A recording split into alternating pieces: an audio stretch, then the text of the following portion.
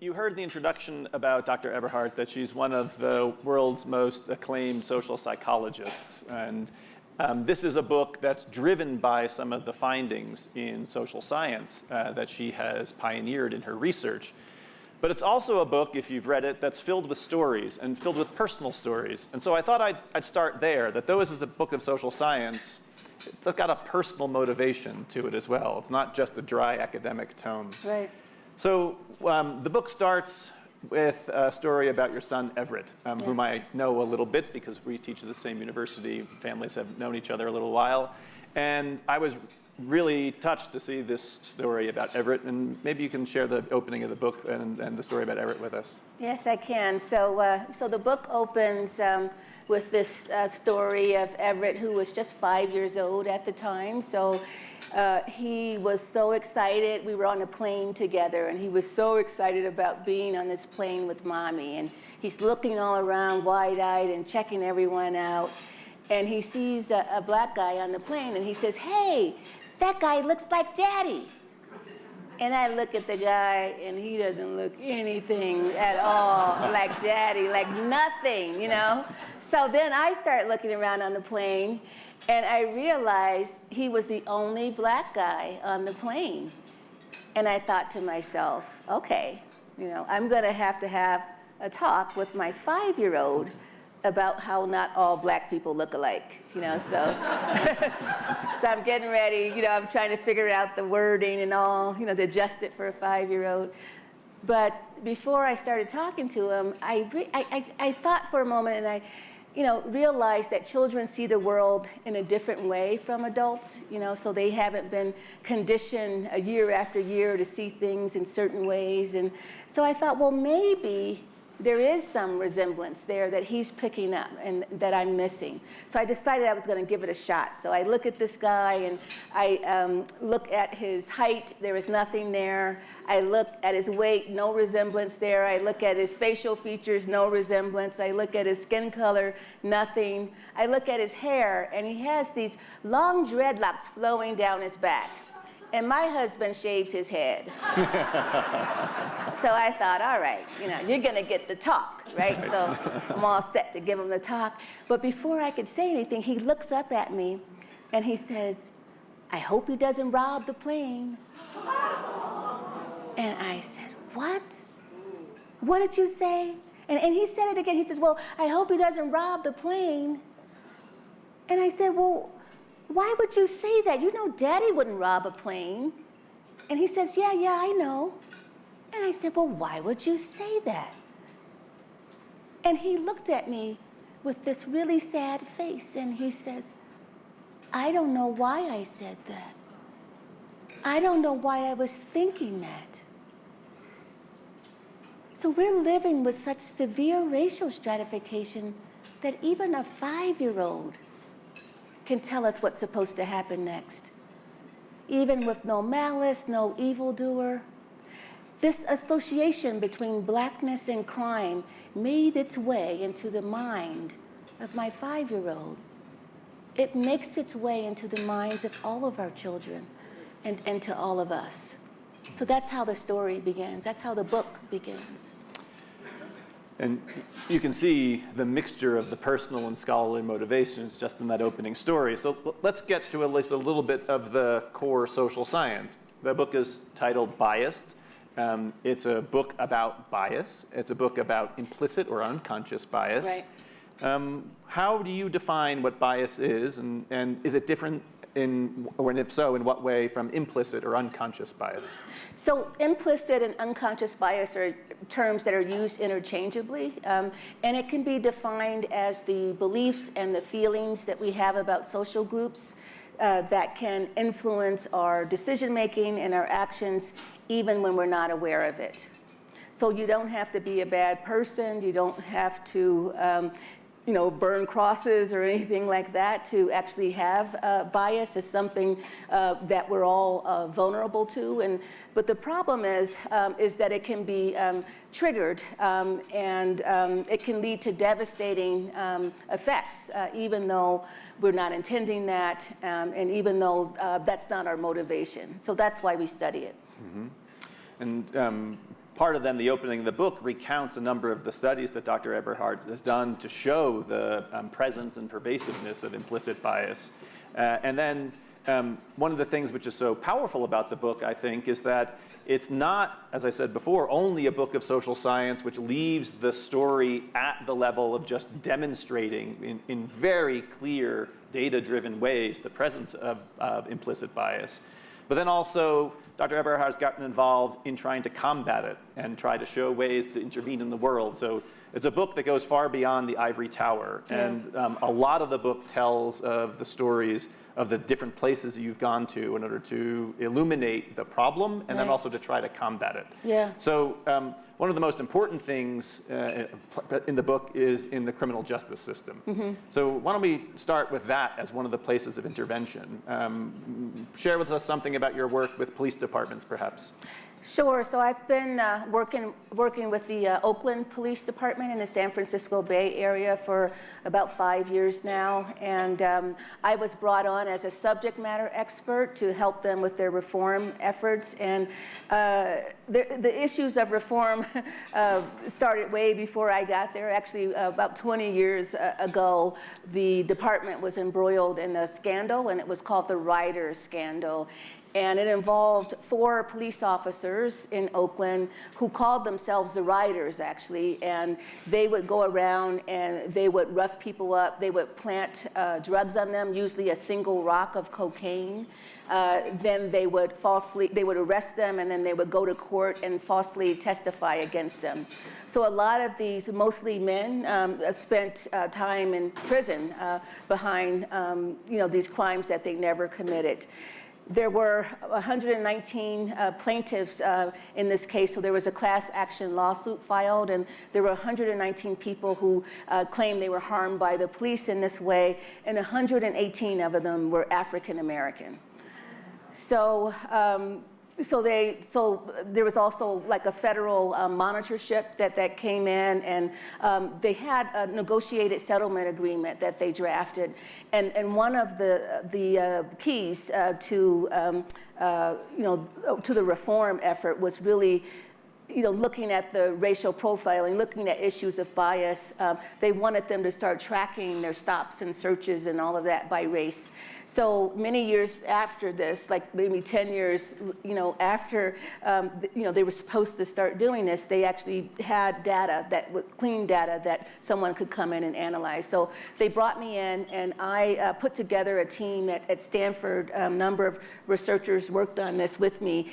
And we analyzed that data and produced a report that we submitted to the city in 2016. And basically, we found evidence for, really like pretty strong racial disparities in stops and searches and handcuffing and arrests. So for example, Oakland has about 28% of the population was black at the time, but African Americans made up 60% of the stops that police officers made and so forth. So we submitted that, and we submitted it along with a number of recommendations, and we decided after producing this report that we wanted to stay behind to help the department implement some of those recommendations. And so we did that, and that's where I think we were able to make the most difference. I think there are a lot of cities that have similar issues with racial disparities in policing and all that. So the report was typical in that way, but what was atypical was to try to figure out ways to reduce those disparities and to work with the department to do that. And we were able to do that in a simple way, actually. When officers stop someone on the streets in Oakland, they're required to complete a form, saying why they made the stop, where the location of the stop, and so forth. So we had them add a simple question, which was, is this stop intelligence-led, yes or no? And there's a checkbox there. And what they mean by intelligence-led is, do you have sufficient evidence to tie this particular person to a specific crime? right? And so just asking that question caused them to have to slow down and evaluate what they were doing. It pushed them to use evidence of wrongdoing in place of intuition or hunches and who they pulled over. So with the addition of that question mark, we were able to reduce the number of African Americans who were being stopped in Oakland by 43%. Yeah. I'm curious if one of the other things you briefly discuss in the book, to get your views on the use of body cameras or on-device cameras for police officers as a tool for reducing discrimination and bias. I'd love to hear what you think about that as a general strategy, with the possible downside that body cameras, if they're basically surveillance devices, omnipresent surveillance devices that can identify faces in real time with an earpiece in the ear of the officer. So how do you think about body cameras? I mean, I think that they could be a tool that's used for good. We actually, when we got there, it turned out that the Oakland Police Department had body-worn cameras already for 4 years. And I asked, well, what are you doing, with the footage? And basically, they were storing it on the server.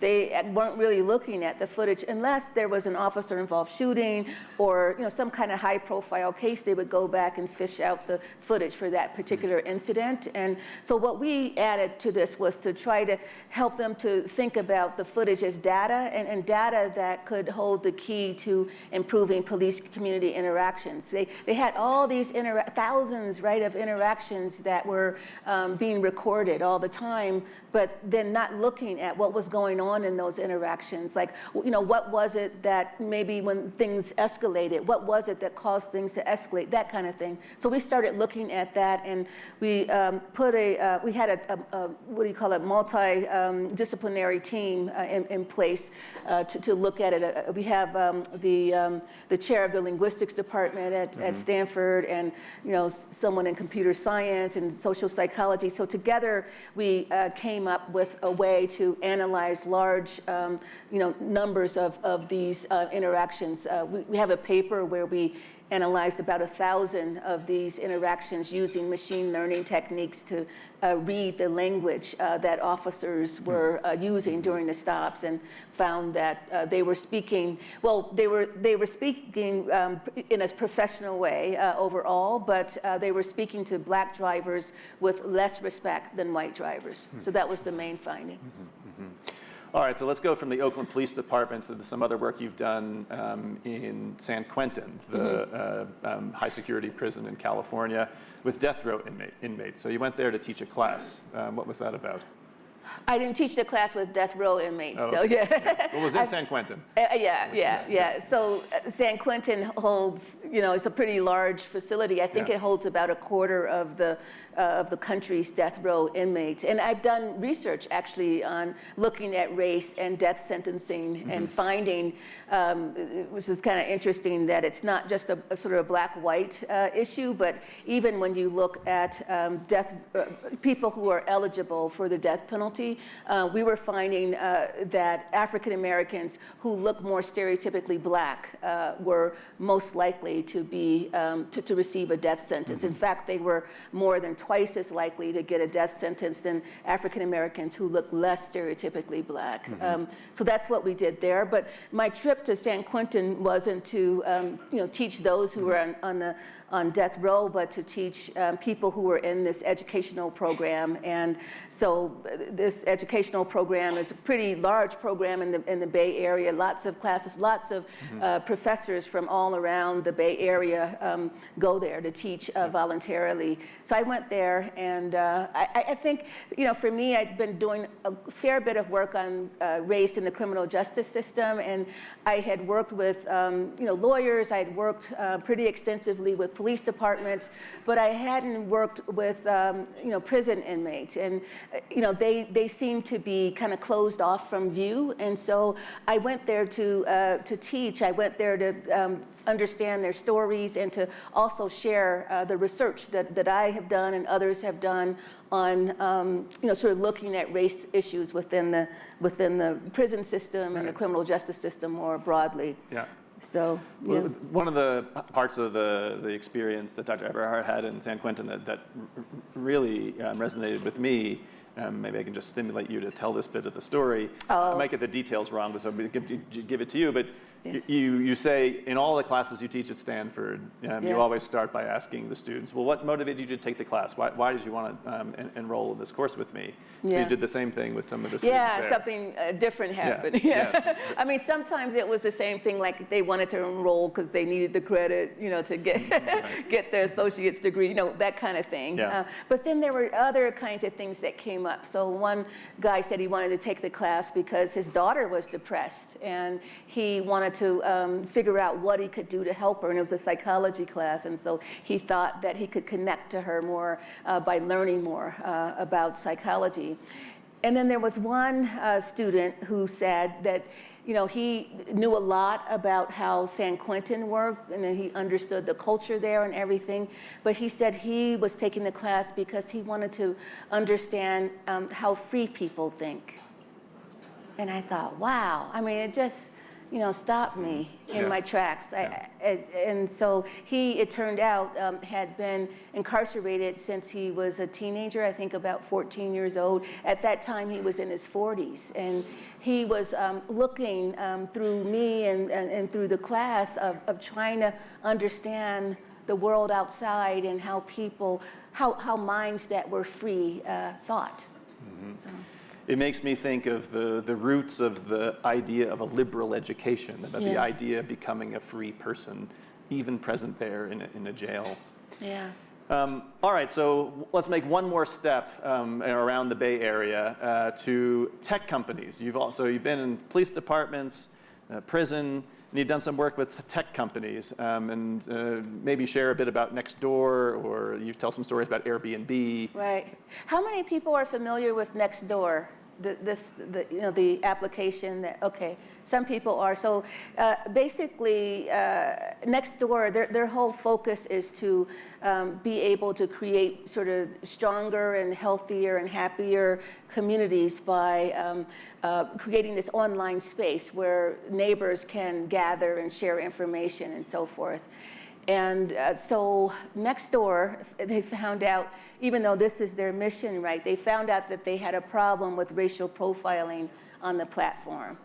So neighbors, for example, like someone would look out their window and see a black man, and they would start alerting all the neighbors on their computer that suspicious black man, basically, in the neighborhood. And this caused a lot of incivility, they call it, on the platform among the neighbors. And so what was happening was the opposite, of why this tool existed and the platform existed in the first place. So the co-founder, Sarah Leary, reached out to me. She knew that I studied bias, and I'm just down the street, basically, and was, she wanted to know, how do we curb racial profiling on the platform? So she talked to me and others, and she consulted the literature and found out that slowing people down, like slowing down, is a good way to protect yourself from bias having an impact on your decision making.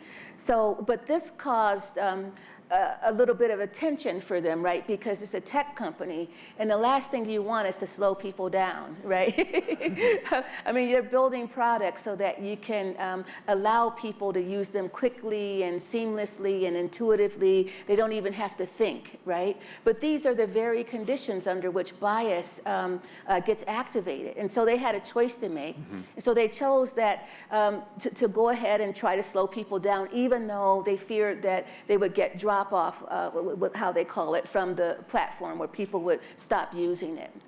And what they did was they built in friction. They built in a checklist where they would slow people down. So it used to be you could, hit the crime and safety tab and start alerting your neighbors about suspicious person. But now when you hit the crime and safety tab, you go through a checklist. And there are 3 things on the checklist. The first thing is, what is it about this person's behavior that's making him suspicious? So it can't be suspicious black man. It can't be a social category, that is the problem. It has to be something that's behavioral, right? And then the second thing is they're told to give a description in a way where you don't bring everybody under the same category into, suspicion, basically. So you want to give enough detail so that you can isolate a specific individual. And then the third thing they did was to define what racial profiling was. A lot of people didn't know what racial profiling was or that they were engaging in it. So just providing that definition and then also telling people that it was prohibited, setting the norms of the expectations for use of the platform. And so they were trying to, you all have heard or seen at airports, that sign, if you see something, say something. So they were trying to modify that so it was, if you see something suspicious, say something specific. So that's what they were going for. And they found using that checklist and sort of going after it in that way, they were able to curb profiling by over 75% on the platform. Okay. So, yeah. The broader lesson there for me as well is something about technology is so often a tool to speed up our lives, to make things frictionless. Yeah. And here's an intervention which is designed to slow us down. Yeah. A slow movement in technology would be an interesting movement to champion. All right, there's a whole bunch of the latter half of the book that talks about the general lessons from your research and other people's research about anti-bias trainings. For anyone who's worked in a corporation or university or many, many workplaces, you will have experienced a diversity training or an anti-bias training. And sometimes, as you report in the book, these are really just cosmetic exercises. They're a way for the company to show to its employees that they mean to care about diversity or they're trying to diminish bias. But there's not much evidence sometimes that the training actually does anything to change people's minds or behavior. Right. So what kind of lessons have you learned about when these trainings go well and actually produce results? Yeah, I mean, it's shocking given that the trainings are everywhere, that they're not more systematically evaluated. And even when I ask, are you evaluating the training, and they say yes, and I, ask, follow-up questions, it turns out that they evaluate the training by asking people at the end of it, did you like the training? So that's basically the evaluation. That's not what we want, right? Right. The one issue is that there isn't an agreed upon metric that everyone could use to say, okay, this means it works, and so there's that issue. I think of the ones that have been evaluated that we do know about, it seems like the ones that work better are those that not only discuss what bias is and how it affects us, but also it gives people tools that they can use, that they can practice, that they can take away from the training. So that seems to be more effective than just having a lecture, on what bias is. I think, though, I would like. So I have mixed feelings about the trainings. I mean, I definitely feel like if we are going to have these trainings, we should be evaluating them and trying to improve them so it can actually make a difference.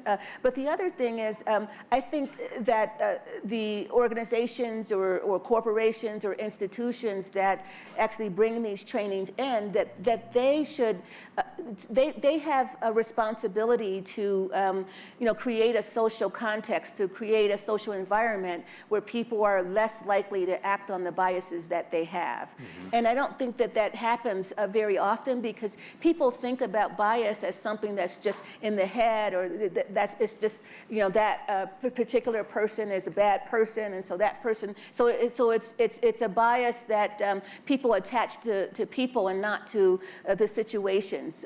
But bias is something that's not, we don't act on all the time. It's something that's triggered by the social environment that we're in. And so understanding what those triggers are can really have a huge impact on whether people within your space as an organization are going to act on bias and let that bias infect their decision making. Yeah. So Nextdoor is an example of this, right? So they have this checklist, and it's not just individual people or neighbors working on their own bias. They have a checklist that actually can shape and change the mindset of everyone who uses that platform. And Nextdoor is in 95% of our neighborhoods now. So just putting that checklist there actually influences all of these people at once. So I feel like that's where the big payoff will be, but that doesn't happen very much. All right, so I got one or two more questions before we open it up to the audience. One thing that I think that people often think should be a lesson from these types of trainings, or a way to parent your kids knowing about background structures of discrimination, is to teach people to be colorblind. And I wonder what you think about teaching colorblindness as a solution or an approach. So people think it's good. It turns out it's not as good as we think. And I can give you two examples there. So one is just like if you look at the research. So I'll give you an example of a study that was conducted with 4th and 5th graders. This colorblind approach is something that is used not only by parents, but by teachers and administrators in K through 12 schools all over the country. So they're kind of they get this message that you need to be colorblind. And by the time our children are 10 years old, they stop, mentioning race. They understand that it's not you're not supposed to notice a person's race and all of that. So they took 4th and 5th graders, these researchers, and they took one group of them and gave them the message, okay, we all believe in racial equality, and so the way to get there is to be colorblind. And then they took another group of 4th and 5th graders and said, we all believe in racial equality, and the way to get there is to value diversity, to value difference. And then they exposed the children to this situation where a child had knocked down and punched another child on the soccer field, and the child who was punched was African American. And so people said, well, why did you punch this child? Why did you knock him down? And he says, I did it because he's black. Okay, so pretty blatant, right? And black people are aggressive, and so I hit him. So now, if you ask the children whether that's discrimination, the children who were in the condition where they're told to value diversity and so forth, 80% of them, the majority of them, thought that that was discrimination. But if you ask the children who were in the colorblind condition, is this discrimination? Only half of them said that that's discrimination. Right? And so the whole idea here is that when you're teaching children not to see color, they also don't see discrimination. Right? And so if the whole idea of colorblindness is so that we can achieve racial equality, it does the opposite in the end, because it puts people in a situation where they're ignoring that inequality rather than combating it. So that's a problem. All right, one last tidbit, and then we'll open it up to you. A lot of the work that you've personally done is in the field of criminal justice and working with police departments and understanding the prison context as you described. But of course, bias and discrimination is present in so many different domains of life: education, healthcare, employment, et cetera, et cetera. Right. So maybe share a little bit about how wide the scope is, and what's your personal investment in it. What are we learning outside the area of criminal justice that's important to convey? Right. So the book. So there are 10 chapters in the book. 3 of those chapters focus in on criminal justice. So there's a deep dive there. But then I also sort of take people into neighborhoods and parks and all of that, and sort of talk about how how race and how people grapple with race in those spaces, and then K through 12 schooling, and then college campuses, and then the workplace. And so a lot of it, I mean, it's a and one of the reasons I decided to focus on race, I mean, mean, 'cause you can have bias, about lots of different social groups, right? Including gender and, religious groups and so forth. But I focused in on race so that we can kind of do a deep dive and follow it into all these spaces, and so people can understand how it takes shape. So in the employment context, for example, I talk about classic work that was done by two economists named Bertrand and Mullinathon. This was a work that came out in 2004, and they did what's called an audit study where they created 5,000 fictitious resumes, and they sent these resumes out to real employers all over Chicago and in Boston. And they systematically varied the race of the person on the resume by simply changing the name of the person so it sounded stereotypically black or stereotypically white. And they found that the resumes with the stereotypically black sounding names got 50% fewer callbacks from employers than resumes with white sounding names. So this work now has been replicated lots of times. In fact, there's a researcher who did what's called a meta-analysis where they looked at all of these kinds of audit studies over the last 25 years. And it turns out it's still the case that this kind of effect holds up, where there's bias in terms of this kind of low-wage US employment market. It also turns out that other countries have the same issue. So if you look at Australia, you look at Canada, you look at a lot of the European countries, the disfavored group differs, but the effect is the same. So it might be Turkish people, people with Greek-sounding names and so forth, but they're disfavored, and you can see the same effect there. I also talk in that chapter about college students here in the U.S. There's research by Sonia Kong and colleagues, and they found that a lot of college students, when they're graduating seniors, are about to go out and join the employment market, and they're worried about the role that race could play in hiring. So they did a study where they were looking not only at African Americans but at Asian students, and found that a lot of those students practice what's called whitening the resume.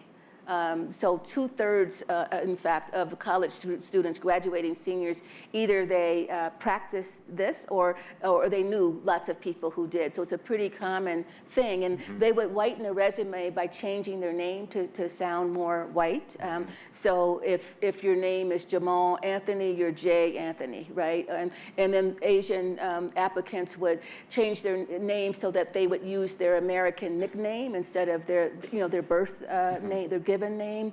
They would also change the activities that they wanted to highlight. So it's interesting because so African Americans and Asian Americans are facing the same kind of worry, but they're stereotyped in different ways, and so the strategy to deal with that differs. So for Asian Americans, they would change the activities so that they could seem more white. So they would say they like snowboarding and hiking and wilderness treks and those kinds of things, because they were worried that their Asianness would lead employers to think that they couldn't fit in, that they weren't a good cultural fit, and so they weren't relatable, basically. And so that's how, but for African Americans, they would change the activities in a way that it would downplay, this kind of involvement in political activities and things like that, because the worry there was that employers would think that they were too radical.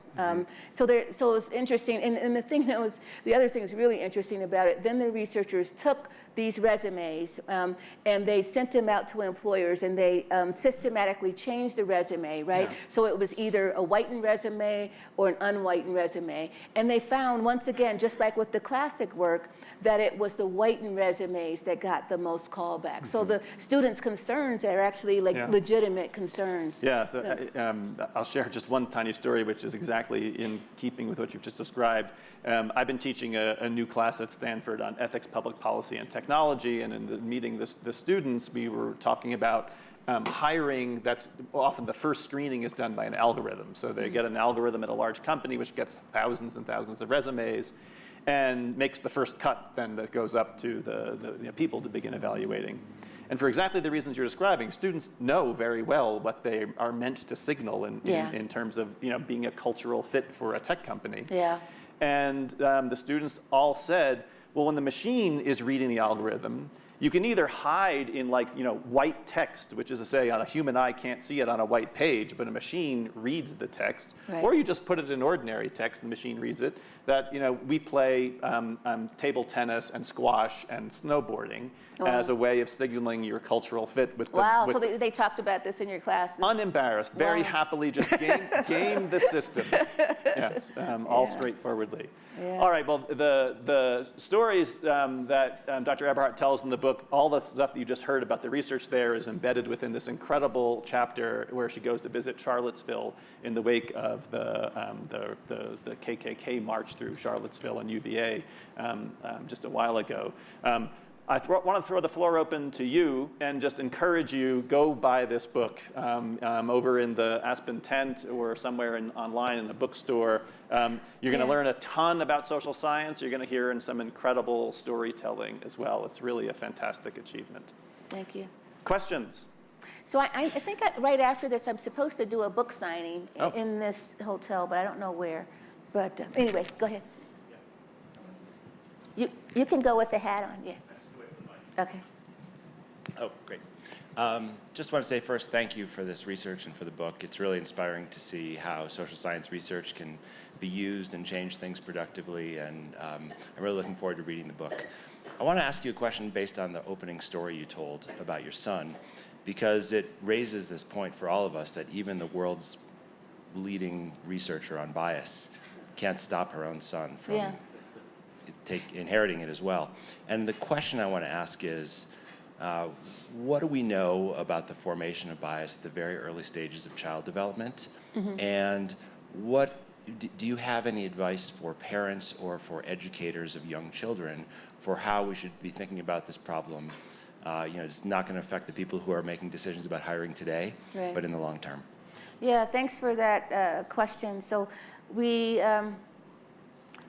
part of the issue, right, is that my child is growing up in my household, but also in the same world that we all are exposed to, and kind of is confronting the same issues and seeing the same things, and sort of taking in the different ways in which social groups are positioned in the world and so forth, and so that starts to affect them. The issue, and this is kind of getting back to the colorblind thing, is that as parents and all that, we don't want to just not talk about that with our children, or to teach our children not to talk about it, because they're noticing all this stuff that then they're barred from actually really fully engaging, and so then they're left on their own, right, to work it all out. And I just I don't feel like that protects them. I feel like it exposes them in a way to be more vulnerable to bias than they would be otherwise.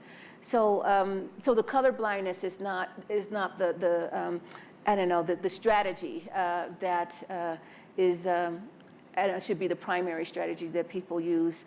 I talk about this a little bit in the book, but I feel like talking to our children about race sort of frequently and early, and to be comfortable with those discussions, and to get them to be thoughtful about it. Like, children are incredibly thoughtful and insightful about these kinds of things when given permission to kind of work it out. I can tell a really quick story. When my son was at elementary school, the principal asked me to come in to address the whole school about my research.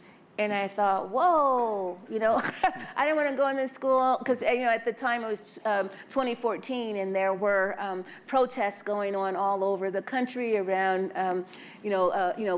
police brutality and all of this, and I was at the time trying to work. That was at the beginning of my work with Oakland on the reform efforts and so forth.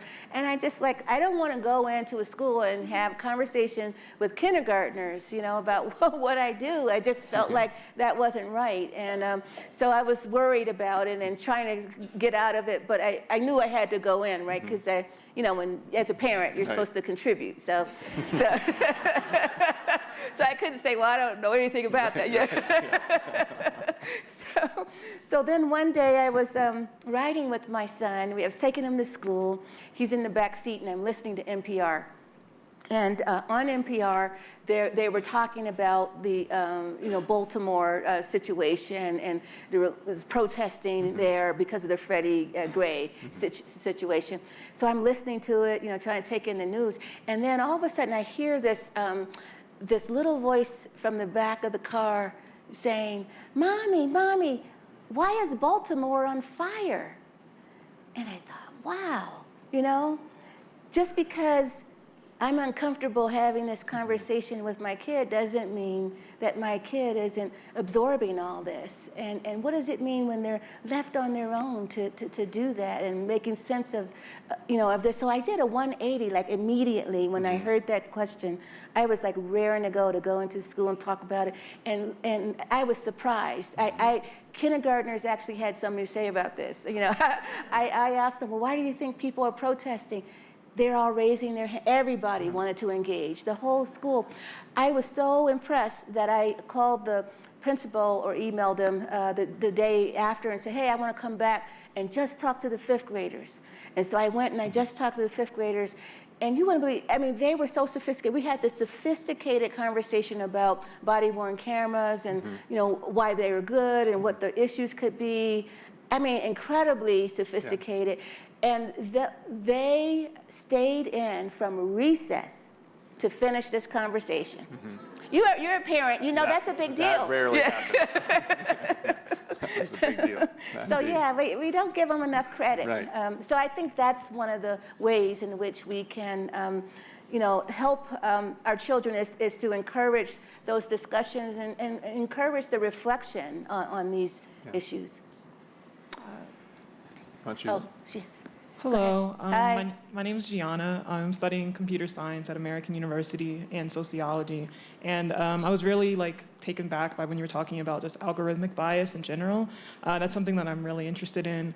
And I just kind of want to know, for example, the body cameras that a lot of police are thinking about getting right now. A lot of it is geared towards identifying black men or people that are suspect for violent crimes, and I see that can be a very, very bad thing when it comes to technology, specifically for AI. So I was wondering, how do you think bias can be in effect with technology in a way that's not just representation in STEM, even though that's a really big deal? How do you think we can also combat that issue? Yeah. That's a great question. Initially I was seeing body-worn cameras as a tool to fight.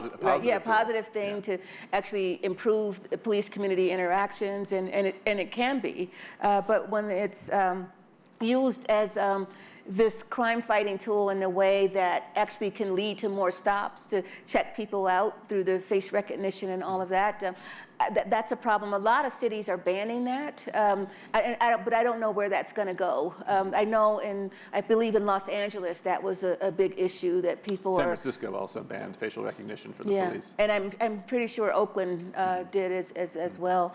But the bigger issue of how do we sort of use AI in a responsible way, I feel like part of that has to do with who is making the systems, who's building the algorithms, and to the extent that you have people who are building those algorithms who don't really have a sense of what's at stake and sort of how, and even have a sense of what bias is and how it can function and so forth, then you can easily build a system that can harden the bias and transfer the bias rather than stopping it. So it's a big issue. I feel like one of the ways that we can deal with that is to have those, the people who are in AI, the engineers and the data science people, to actually form interdisciplinary teams where you're working with people who actually do have knowledge about, the community, have knowledge about bias and race and all of these things, so that you can, you can build algorithms that are sensitive to that before they do harm. Right. So, thanks. I think we got time for one or two more questions. I thought you were. No, I'm just keeping time. Okay, go ahead. In the front. Can you bring a Yeah, microphone sorry. over here? Yeah. Oh, sorry. Oh, yeah, I don't think we've gotten anyone in the center yet, so. So now we know what it is. Maybe it's another book, I'm not sure. How do we live with it when you're the person of color and you are the problem? Yeah, that's a great question. There is a lot of, well, a couple things. A lot of focus by bias researchers is on sort of, how people, like why people have bias and how it gets triggered and what to do about it. And so it's kind of focused on the perceiver, not the target of bias.